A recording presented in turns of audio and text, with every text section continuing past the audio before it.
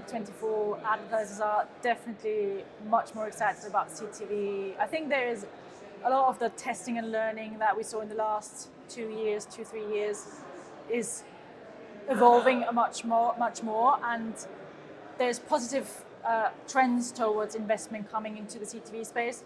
There are a lot of new entrants into this space, which on one hand does create fragmentation, and I think that's one of the key problems or challenges in this market, where marketers have to understand how do they measure reaching a certain audience, and their marketing budgets are getting smaller and smaller, and they need to prove when investment is done into CTV, does it work?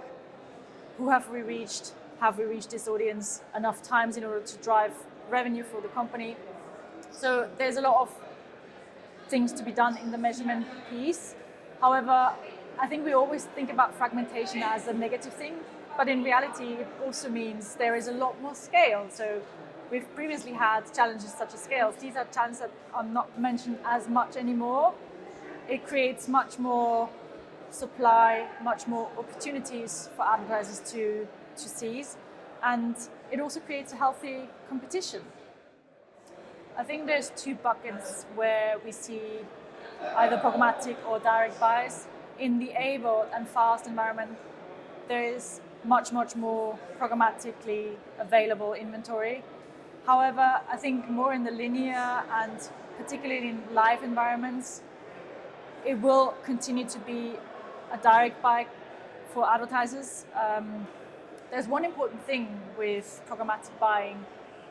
A publisher or a content owner needs to have the content bit, a user content bit sorted out, and that is something that is absolutely necessary in order to allow programmatic advertising. With audience-based buying, there has been progress made, particularly in the area of automated content recognition. I know we talk a lot about demographics, but really in the CTV environment, you don't necessarily know who is in front of the TV. You were talking about household. It's not like on a mobile phone where you know who the user is.